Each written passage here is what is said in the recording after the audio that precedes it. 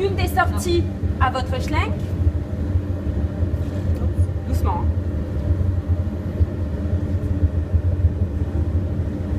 Et donc, ce qu'on va faire, c'est qu'on va faire le vide, puis on va mettre de l'azote. Le vide, l'azote, le vide, l'azote. Donc, le vide, il se trouve derrière.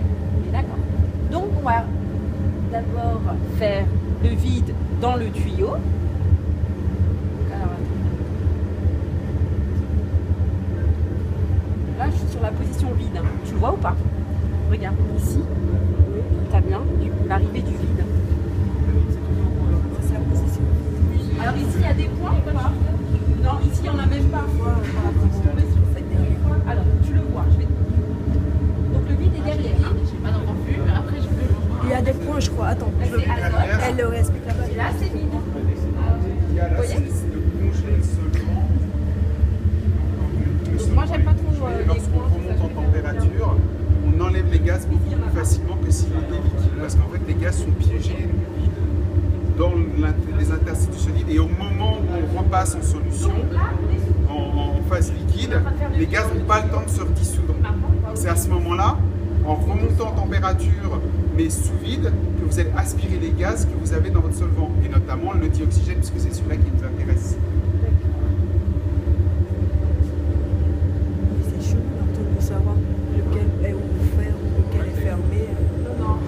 Il faut juste prendre la position. là, en fait, tu prends la position là, tu dis ça c'est le vide. Ça va être comme ça que c'est le vide. Tu suis, hein, regarde, tu le vois. En fait, j'arrive pas à voir. Mais si, regarde. Donc là, a priori, Tiens, viens voir ici, viens voir ici. Ton tuyau, il est comme ça, d'accord? Tu vois, regarde, là, tu as l'entrée qui est ici et tu as ton robinet, en fait, a une voie ici qui relie voilà. Et par contre, quand tu le bascules sur le côté, qu'est-ce qui se passe? C'est relié à aucune voie. Et après, quand je le rebascule vers l'avant, cette fois, l'azote, c'est comme ça. tu vois, tu as ton robinet maintenant qui est relié ici. C'est devant l'azote. C'est des robinets deux voies à l'intérieur. Donc là, si je veux être sous vide, je me mets sur la truc de derrière. Ok. Bon alors, juste un truc, on les laisse jouer avec les robinets là ou Ah, pas? si on peut, oui. Si on peut pas, on leur dit, voilà, il faut pas. Tant que vous pouvez, en général, les robinets, normalement, on est censé faire des allers-retours vide-argon en contrôlant à chaque fois avec ce robinet, vide-azote. Nous, c'est de l'argon en bas, mais c'est vrai. Vide-azote, en contrôlant à chaque fois ce que vous faites avec ce robinet-là. C'est-à-dire que à chaque fois que vous allez faire une manipulation sur la rampe, vous bloquez déjà, vous isolez votre schlingue pour pas faire de bêtises. Parce que remonter un solvant, c'est hyper facile. Et après, vous décorez la rampe et vous n'avez plus qu'à passer le reste de la journée à démontage de la rampe, lavage de la rampe, remontage de la rampe. Ça prend une demi-journée pour tout faire bien. Voilà. Là, on devrait le faire parce qu'on a des petites billes de mercure d'ailleurs qui... Mais il y a des petites choses partout. Hein. Voilà. Elles sont pas trop sales par rapport aux premières années. Elles sont pas trop sales. Donc, à chaque fois que vous faites une manip, donc là par exemple, je suis sous vide, je rebascule sous azote et après, je rebascule sous azote ici. Au moins, je contrôle ce que je fais. J'ai le temps de réfléchir. Hein, Antoine, tu as le temps de réfléchir. Voilà, et je fais ça plusieurs fois. Donc là, je rebascule sous azote, sous vide. Je rebascule sous vide. Donc là, j'attends de voir qu'il y a une certaine ébullition. Donc ça veut dire que j'ai enlevé tous les gaz qu'il y a là. Je suis sous vide. Ou tout au moins, vous voyez que votre solvant, voilà, il y a des trucs qui se font à l'intérieur. Vous laissez quelques secondes sous vide. Il ne faut pas laisser trop longtemps parce que c'est à ce moment-là que vous allez évaporer votre solvant. Voilà. Ça se voit quand vous évaporez, ça devient froid. L'évaporation, c'est un phénomène endothermique. C'est pour ça que vous avez froid quand vous sortez du bain parce que l'eau, elle s'évapore. C'est pour ça que vous avez froid. C'est exactement. Donc là, je remets, voilà, une fois que j'ai fait ça, j'ai enlevé à peu près la totalité de l'oxygène qu'il y avait dans mon ballon. J'ai commencé, enfin dans mon tube de schlingue, j'ai commencé à enlever un peu de gaz qu'il y avait dans le solvant, mais pas tout. C'est pour ça que je vais faire le cryodégazage. Là, je suis sous azote. Voilà, je suis sous azote. Okay.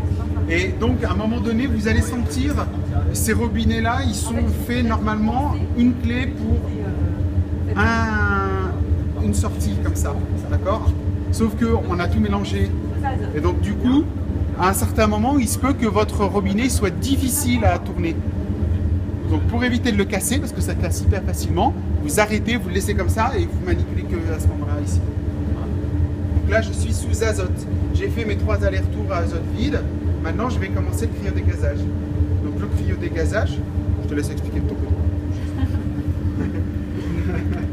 Le cryodégazage, c'est quoi? On va faire le même type que ce qu'on vient de faire ici, mais sous azote liquide. On va plonger notre solvant dans l'azote liquide pour le congeler, donc pour le solidifier. On va avoir un solvant qui va être un glaçon.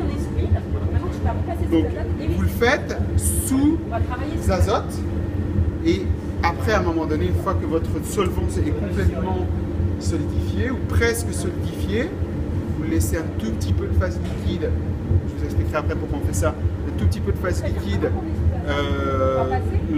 lors de cette étape de congélation. Mais une fois que vous êtes arrivé à ça, vous enlevez votre azote liquide et vous réchauffez après votre solvant. On va faire des petits bains d'éthanol parce que ça a l'avantage de ne pas se congeler autour de votre chelin quand vous le réchauffez. Des petits bains d'éthanol pour réchauffer votre solvant ici. D'accord? Et vous le faites sous vide parce qu'on va faire la remontée en température sous vide pour justement éliminer les gaz qu'on a piégés dans le solide. Ça va? Voilà. Et vous allez faire ça 3 fois en théorie. On fait ça 3 fois. Donc, étape, on congèle sous azote, on décongèle sous vide. Voilà. Et on fait ça 3 fois de suite pour que le dégazage, le cryodégazage soit très efficace. Alors, pourquoi est-ce qu'on réchauffe avec un petit bain-marie d'éthanol, enfin un petit bain d'éthanol? Tout simplement parce que à l'air, ça ne va pas bien se réchauffer. En plus, vous allez condenser l'eau. C'est très froid, hein, ça sort à 77 K, hein, l'azote liquide. Donc quand vous allez sortir, qu'est-ce qui va se passer? L'eau qui est dans l'atmosphère va venir se condenser autour de votre schlinck. Donc du coup, le réchauffement sera moins efficace. De toute manière, à l'air, ça sera moins efficace. Mais en plus de ça, vous allez former une couche de glace.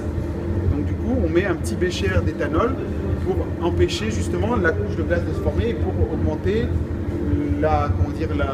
l'efficacité de notre réchauffement. Ok?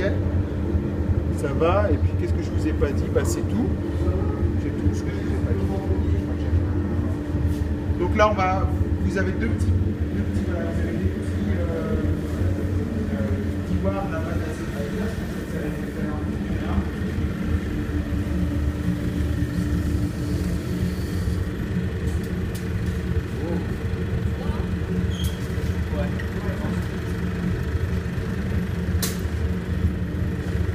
le suivant, ou la suivante. Il y a 2 paires de gants, vous pouvez y aller.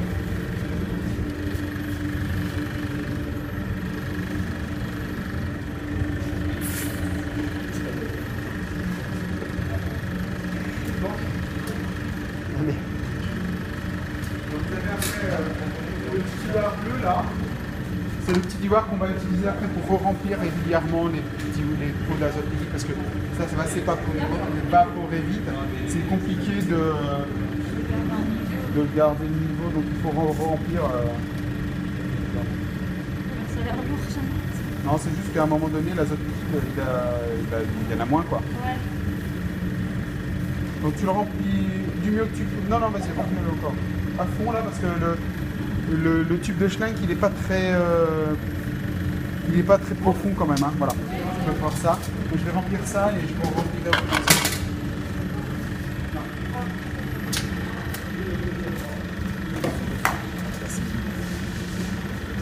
Vas-y.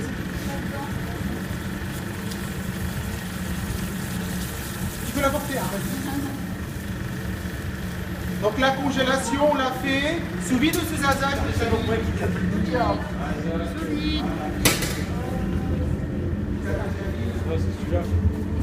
Oui, non, je le mets là, mais il faut le mettre sous azote. Ah oui. C'est déjà fait, t'es sûr? Attends. Il est là, je pense. Non, c'est celui-là. Ah, c'est celui-là. Oui, c'est celui-là, azote. Ah, mais parce que moi je travaille sur l'autre. Ah, T'es sûr que c'est celui-là? attends, c'est azote devant. Azote est derrière. devant. Je crois ça. Je crois que c'est azote. Ouais.